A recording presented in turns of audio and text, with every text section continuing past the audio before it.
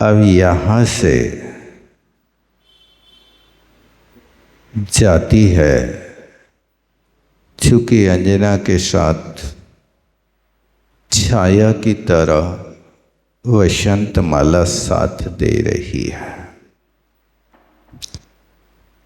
और वहाँ पहुँच करके राजा महेंद्र के द्वार पर पहुँच गई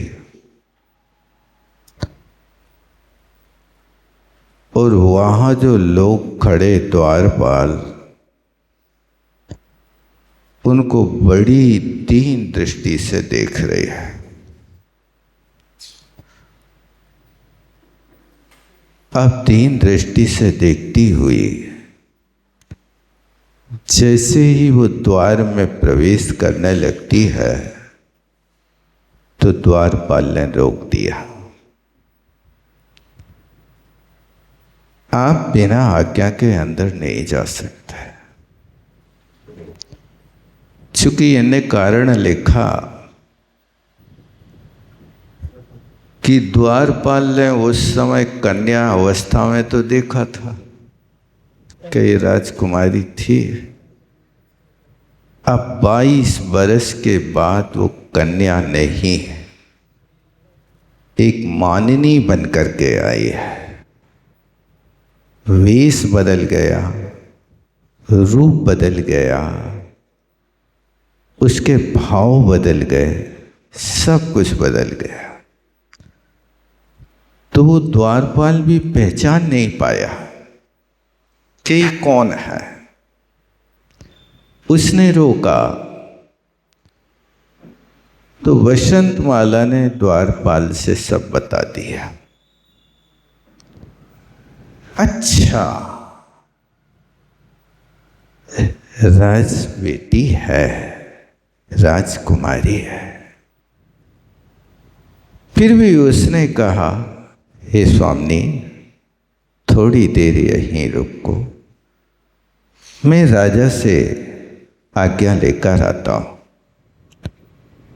द्वार पर दूसरे आदमी को रोककर और वो अंदर जाता है, राजा से आज्ञा लेता है। राजा को बड़ा उत्साह हुआ, बेटी आई। राजा को कोई ABCD अभी पता नहीं थे। इसी द्वारपाल ने राजा के कान में से कहा कि केतुमती जो इनकी सासू है, उनने चरित्र दोष लगा करके घर से निकाला है। इस बात को सुनकर के राजा के कानों में तो वज्रपात हो गया। इसी वक्त बाहर निकाल दो, यहां पर नहीं आना चाहिए। ऐसा राजा ने जब आदेश दिया तो राजा के मंत्रियों ने कहा कि महाराज एकदम निर्णय नहीं लो आप आवेश में। ये बात लोक में प्रसिद्ध है कि अंजना की सासू बड़ी क्रूर और दुष्ट नारी है। ये लोक में प्रसिद्ध है। आप पहले सही जानकारी लेकर के निर्णय दो। भले ही आप महलों में ना रखो, लेकिन आश्रय तो दे दो आप उसको। मंत्रियों ने बहुत कहा, लेकिन राजा कहता है जहां लज्जा का काम है उस कार्य को मैं नहीं कर सकता। ये सब बातें हो रही हैं। अब इसको अपन देखते हैं श्लोक नंबर 31 से। पहले तो अपनी बच्ची से नहीं जाती क्या? देखो, मिलने के लिए तो वे कह रहे हैं कि तुम साज सज्जा कराओ, लेकिन साज सज्जा कराने जब अपरिचित थे तब। अब जब सुना कि ऐसा है तो अपनी कौन कुल को दाग लगाएगा? ये तो 22 साल बाद की बात है। उसके पहले तो तुम मिलने गए होंगे 22 साल पहले। काहे को जाने मिल भी, वो तो मानसरोवर पे मिले थे ना। अरे 22 साल में ये जो है ना, ये सब चीज़ें अपरिचित रहती हैं। राजा की ख्याति होती है, राजघराने में क्या दशा है इसको कोई नहीं जानता है। तो बाद में पता चलता है कि इनके घर की स्थिति क्या है। इसलिए कहा जाता है, आदमी जाने बसें और घोड़ा जाने कसें। आदमी के पास रहो तो पता चलता है कि आपकी क्या औकात है। दूर के ढोल सुहावने लगते हैं, बाहर से चेहरे को देख करके व्यक्ति के चारित्र का निर्णय नहीं किया जाता। चेहरे तो बड़े भोले होते हैं, इसलिए लिखा है कि चेहरे देखने में बड़े भोले होते हैं, लेकिन वास्तव में बारूद के गोले होते हैं। जब वो फूटते हैं तब पता चलता है कि ये भोलापन अब कहाँ चला गया। इसलिए इसको आप किसी का निर्णय नहीं कर सकते। और व्यक्ति की स्वार्थ सिद्धि होती है तब तक अलग व्यवहार होता है। शादी के बाद 8 दिन तक उस बहू के लिए झूला में झुलाया जाता है। 8 दिन के बाद फिर झाड़ू पोंछा लगवाया जाता है, अथवा एक विदा होने के बाद परिचित हो जाओ तब तुम्हारे साथ ये होगा। इसलिए उस घर में आई है तो पड़ोस के लोग भी कई दिन तक निमंत्रण करके खिलाते रहते, खाओ बेटा ये है। लेकिन बाद में जब आप अपने हाथ से सेंक के खाओ तब पता चलता कि इस घर की रीति और नीति क्या है। कृतानुगमन असख्या, कृतानुगमना सख्या होना चाहिए कि सखीना होना चाहिए? सखीना बनाते तो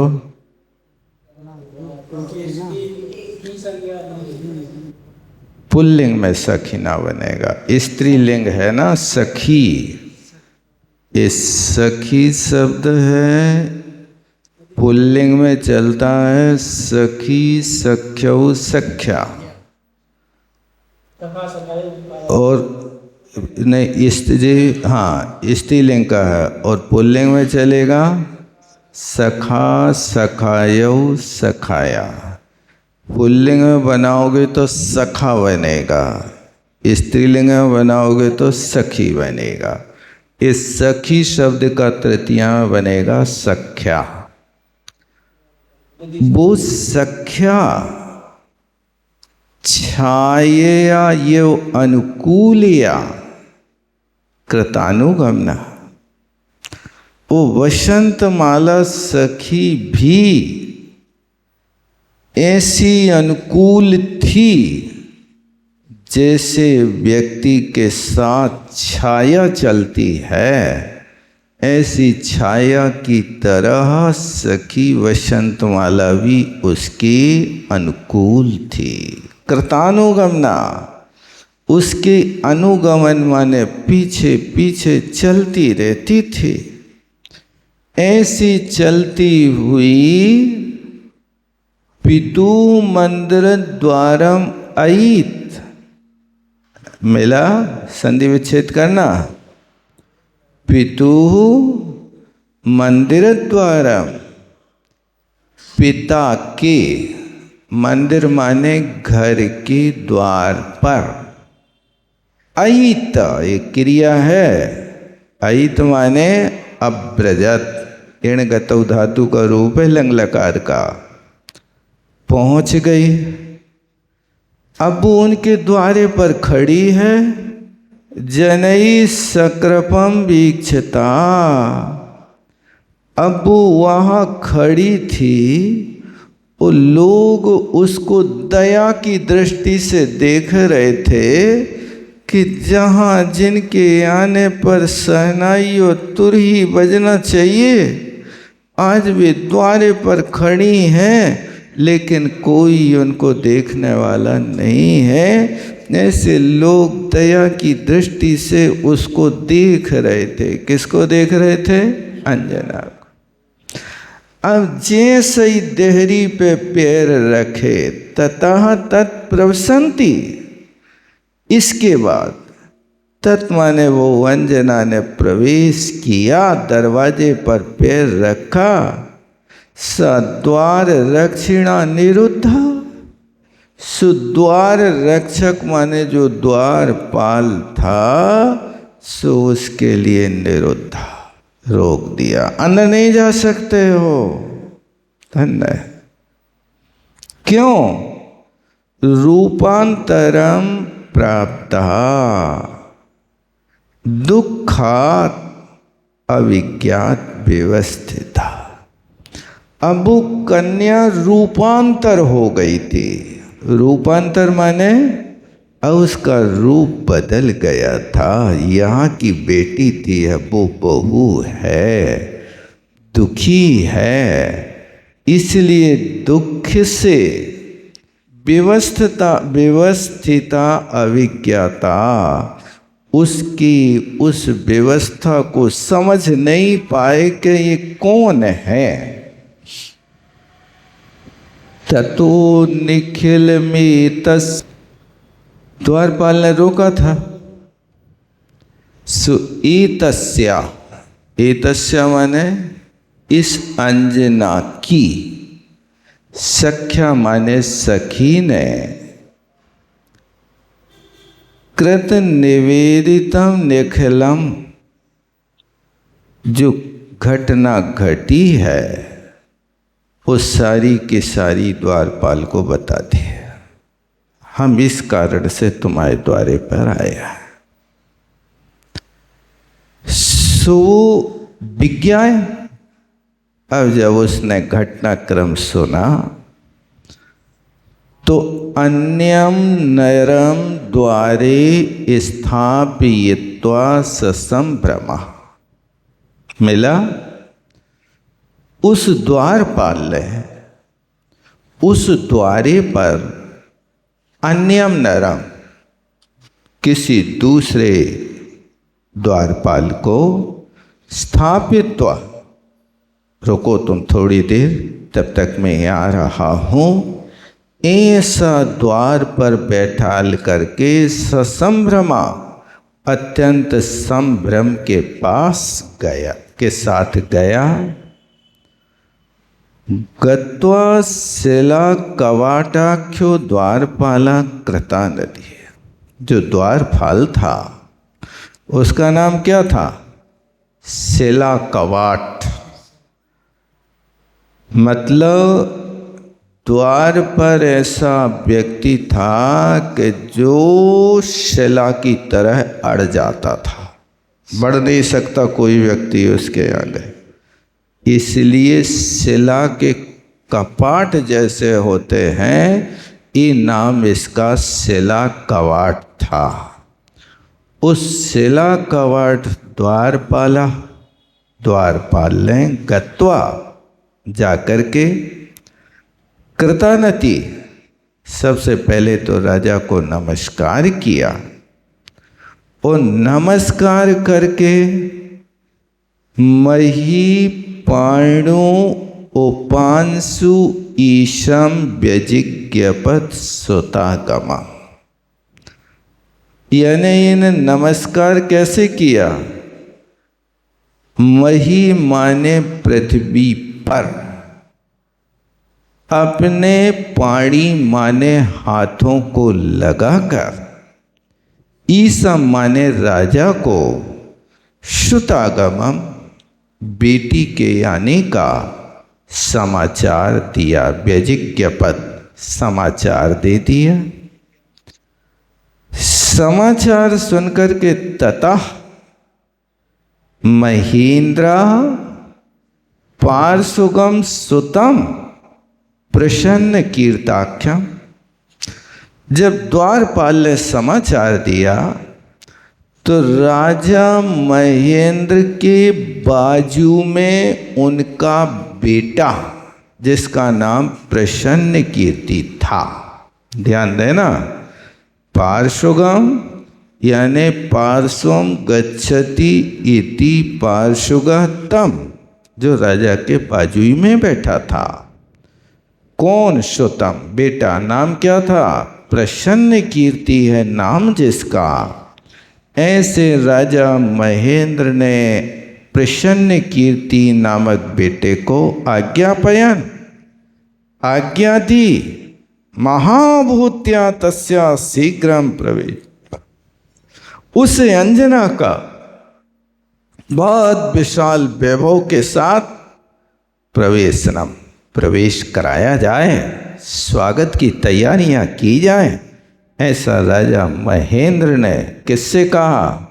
प्रसन्न कीर्ति से कहा। पुरुष क्रीताम शोभा, राजा कहता है नगर को दुल्हन की तरह सजा दो। साधनम परिसज्जताम, और सारे के सारे साधनों की साज सैया, हाथी घोड़ा पालकी सब कुछ सजा करके रखो। इतना तो कहा, इन सबको लेके तुम अकेले नहीं चले जाना। स्वयं प्रवेश्यामि, तुम तैयारी करो, मैं भी जाऊंगा बेटी के स्वागत के लिए। इति नराधपा ऊंचे, ऐसे राजा महेंद्र ने ऊंचे माने कहा, आदेश दिया। असौ जगात तथा तस्मै द्वारपालो यथा स्थिता, सो द्वारपाल अभी अपने स्थान पर खड़ा था। संदेशा देके नहीं गया था, भागा नहीं था। जैसे वो पेपर देने वाला आता ना, पेपर डाला और भागा, उसकी साइकिल रुकती ही नहीं, सो तो आया और डाला, किसी से बात नहीं करता। रोड पे से ही अपना एक पेपर पहले से निकाल, या तो ऊपर फेंकेगा या दरवाजे पे फेंकेगा। ऐसा नहीं, यथावस्थितम, अभी स्थिति सिर्फ आने की कही है, एकदम तुम घबरा ना जाओ, इसलिए पूरा समाचार नहीं बताया। अब क्या है, क्योंकि वो सोच रहा था कि राजा को पता होगा सब समाचार, अब ये समाचार उसको पता नहीं, सो उसने सब बातें अब बता रहा। द्वारपाल यथावस्थित तस्मई जगात, उनके लिए, किनके लिए? महेंद्र के लिए बोला, महाराज सुतायाश्चरितम कृत्वा, बेटी का चरित्र सही नहीं है। सुताया चरितम कैसे कहा? पाणी पल्लव वदने, अपने मुख में हाथ लगा करके राजा के कान में कहा, सभा में माइक में से नहीं कहा, बेटी का चरित्र ठीक नहीं है, ऐसा राजा को सूचित किया। अब सुन करके क्या होता, अभी तो साज सज्जा के आदेश दे रहा है, मैं स्वयं स्वागत के लिए चलूँगा, लेकिन अब आगे क्या घटित होता है? तथा श्रुत्वात्र, इसके बाद राजा ने, पिता माने महेंद्र की, राजा ने कृपा हेतु तस्या, अपनी उस बेटी की, कृपा हेतु माने लज्जाजनक विचेष्टितम, इस चेष्टा को श्रुत्वा सुन करके, प्रसन्न कीर्ति मिति ऊंचे परमम कोपम आगता, राजा के शरीर में तो आग लग गई, जैसे पेट्रोल डाल दिया। परमम कोपम आगता, भयंकर क्रोध में आ गया। कौन? राजा महेंद्र। और प्रसन्न कीर्ति ऊंचे, जो भी प्रसन्न कीर्ति को आदेश दे रहे थे आगवानी के, अब उससे क्या बोलते हैं क्रोध में आकर राजा, ये तो बड़ी लज्जाजनक बात है। ये तो हम सहन नहीं कर पाएंगे। और कोप में आकर के अस्मात् पुरात निर्वास्यताम अरम सा पाप कारणी, कहते सुनो, सा पाप कारणी, ओ पाप में लिप्त रहने वाली पापिष्ठा, उसको अस्मात् पुरात, हमारे नगर से, आराम, इसी वक्त निर्वास्यता, बाहर कर दी जाए, नगर में ठहर ना पाए। यशा चरितम श्रुत्वा, जिसका चरित्र सुन करके श्रुति वज्रेण आहते, मेरे दोनों कान तो वज्र से पीड़ित हो गए, जैसे कोई ने मेरे कानों पे वज्रपात कर दिया हो, ऐसे वज्रेण, श्रुति माने कर्णौ, ये दोनों कान आहते, पीड़ित हो गए। जब ये आदेश दिया कि राजमहल से नहीं, पुरात नगर से ही बाहर करो, ततो महोत्साह नामना सामंता अस्या अतिवल्लभा, इसके बाद जो महोत्साह नाम का सामंत था, जो अस्य कस्य महेंद्रस्य अति वल्लभा, बहुत प्यारा सामंत था, महेंद्र को बहुत अच्छा लगता था उसकी चर्या चेष्टा। सो महोत्साह बोला राजा के इस कोप के काल में, बीच में टोकता हुआ, नाथ, हे महाराज, इमाम प्रति एवं करतुम ना, महाराज, इस कन्या के प्रति ऐसा करना तुम्हारे लिए उचित नहीं है।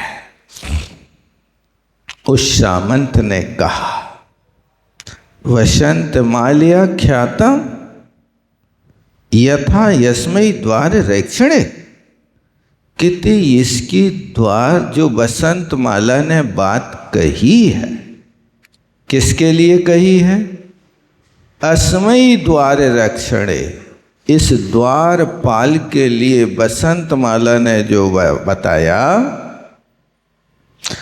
एवं एव ना युक्ता, बात ऐसी ही है, ऐसी युक्त नहीं हो सकती, इसलिए तुम एकदम विचिकित्सा विकारिणा, तुम एकदम घृणा नहीं करो, वस्तु स्थिति तो सही रूप से समझो।